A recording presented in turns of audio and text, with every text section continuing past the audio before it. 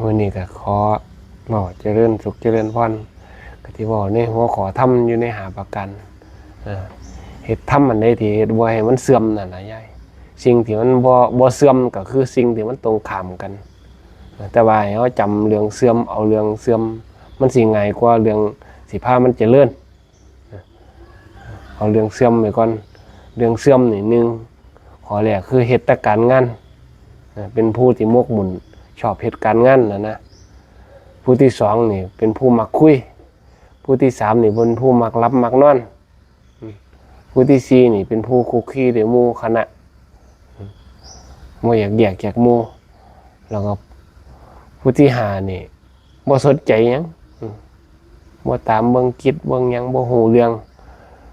คือใส่ชีวิตไปมื้อๆนั่นแหละภาษาบ้านนอกโอ้ยเอาก็สิมาเปรียบเทียบอุปมาเบิ่งแต่ละข้อเบิ่ง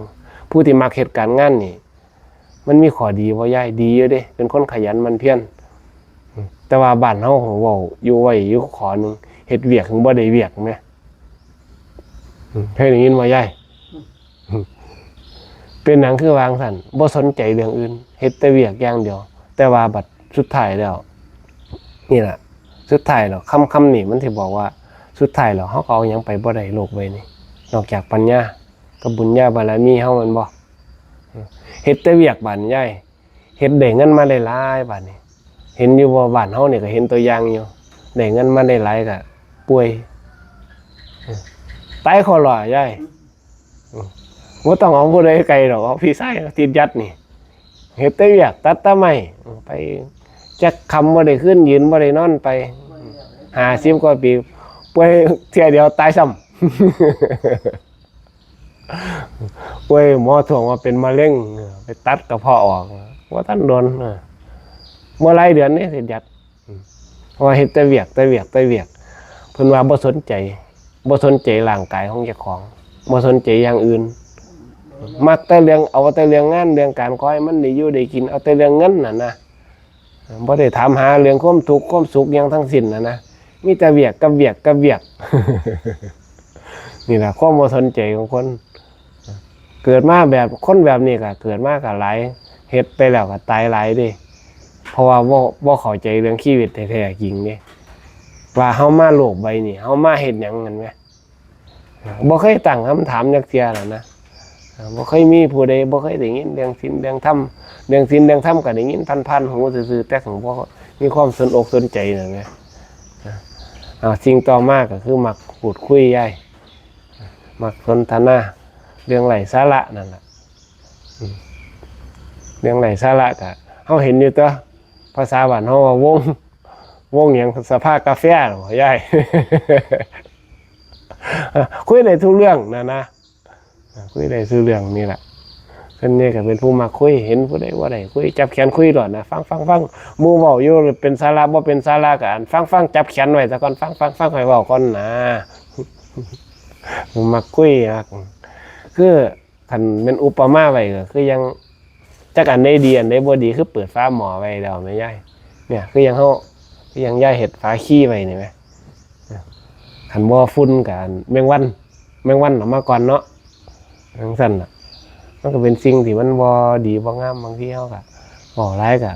บ่แม่นคือคนทางอันพุ่นนี่ทางอินเดียทางพุ่นนี่เขาเจ้าเว้าเอาหลายไปก่อนน่ะนะประเพณีบ่คือกันนี่กับบ้านเฮานี่บ่ใครอยากให้เว้าให้นั่นปานใดเว้าก็เว้ามันเป็นศีลเป็นธรรมไปน่ะนะข้อที่3นี่ก็คือผู้ที่มักหลับนอนจักแม่นหยังก็นอนน่ะนะคือมื้อนี้เป็นแมวน่ะนะสิว่าเป็นแมวเป็นงูซะ คนเราเคยแลกก็นอนก่อนน่ะนะก็เห็นลูกเห็นหลานหลายคนอยู่นี่เนาะมักนอนนี่ดีนี่ว่ามีหยังก็ส่วนใหญ่ก็พวกนี่แหละพวกติดยานั่นน่ะหลายสูบซ่าเนี่ยกันสูบซ่าเขาไปแล้วมันมักนอนนี่ยายสูบซ่าสูบยามาสูบหยังมันเป็นสั่งกลางคืนก็เป็นอีเห็นว่ะกลางเว้นเป็นนกเข้ามันแนวผู้เฒ่าเพิ่นว่าไว้ซุ่มมักรับมักนอนจังซี่แล้วการเดินทางของกิจหยังต่างๆแล้วก็สิ่งต่อมาก็คือข้อที่4จังซี่ก็สิเป็นผู้มักหมู่คณะมากเรื่องหมู่คณะอยู่ผู้เดียวบ่ได้นะ เสียมานั่งเจริญสติสมาธินี่เฮ็ดอยู่ผู้เดียวนี่เฮ็ดบ่ได้เฮ็ดบ่เป็นนะเฮ็ดบ่ได้ต้องไปหาหยังก็ต้องเอิ้นหาหมู่ซะก่อนโอ้ยคันมีหมู่ก็สิใครอยู่นะนั่นน่ะนี่แต่จุดเริ่มต้นของเจ้าของก็บ่เฮ็ดส่วนที่สุดท้ายก็คือการ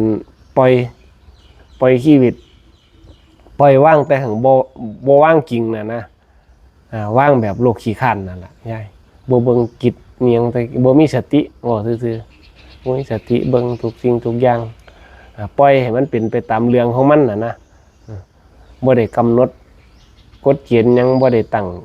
คือเป้าหมายของชีวิตก็บ่ได้ตั้งไว้อิหยังก็ไว้ก็อยู่ๆกับภาษาบ้านเฮาว่าแล้วแต่มันสิเป็นไปวันท้องนะแล้วแต่มันสิมืดสิค่ำสิแก่งไป ก็อยู่ไปส่วนใหญ่ก็พวกปล่อยปละละเลยพวกกำลังจิตกำลังใจเบิดอยู่บ้านเฮานี่ก็เห็นอยู่นี่โอ้ตื่นเช้ามากก็หากึบซะก่อนแม่นบ่ยายขึ้นฝอนิสัยข่อยก็ซะก่อนช่วงข่อยสิเริ่มสิติดเหล้าไม่ไหมตื่นเช้ามาขึ้นยังบ่ไปหากินเหล้าซะก่อนคันกินเหล้าได้ขวดกระทิ่งหน่อยนึงเหรอใครแน่เริ่มสิมีความคิดออกมาแล้วว่าจะไปเฮ็ดนั่นเฮ็ดนี่เริ่มอย่างนี้กำลังจิตกำลังใจมันขาดกำลังใจเพราะว่าเฮาเสริมสร้างเรื่องเอาธรรมะเอาของจริงมาใส่บ่เป็นเฮาก็เอาสิ่งเยื่อหล่ออย่างอื่นมาเพิ่นว่าว่าเอาทุกข์มาถมทุกข์นะเอาสุขมาถมสุขนะเพราะว่าเฮาบ่เข้าใจในเรื่องพวกมื้อนี้เพราะว่าทุกสิ่งทุกอย่างมันซ่อนกันอยู่นี่คันเฮาบ่เบิ่งตามจิตเรื่องพวกมื้อนี้ไปมันก็เฮาบ่ได้ฝึกหยังจักอย่างสิ่งที่มันมีอยู่ก็คือเฮาก็พยายามพัฒนาเจ้าของไว้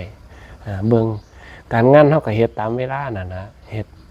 อย่าเฮ็ดเอาอีหลียิ่งเฮาเฒ่าไปแล้วเฮาก็เบิ่งสุขภาพเฮาอย่าเฮ็ดเอาคักเอาแหน่หลายนั่นนะบ่แม่นว่าเพื่อคืออย่างพ่อใหญ่ตื้อนี่ล่ะเดี๋ยวก็ลูกเดี๋ยวก็หลานเดี๋ยวก็เหลนเดี๋ยวเนี่ยหลานแล้วบ่แม่นเหลนแล้ว นี่คือตอนเนื่องอยู่ว่าเจ้าเอาเดี๋ยวแต่สิเป็นไปว่าเหมือนบืนย่ำใดอยู่แล้วว่าซั่นน่ะว่ากลับมาอยู่วัดก็บ่กลับมาจังเที่ยวไปว่าซั่นดอกมันก็เอาแล้วแต่มักไผมักมันฉลาดไผฉลาดมันเฮ็ดไว้ก่อนนั่นน่ะย่ำอยู่ก็จังสิหาวิธีไว้บ่เอาก็โมทนาบุญนำมื้อละเล็กมื้อละน้อยอย่างน้อยๆก็บ่ได้หาคอยคิดนะก็เอาน้ำเอาไปเอาน้ำ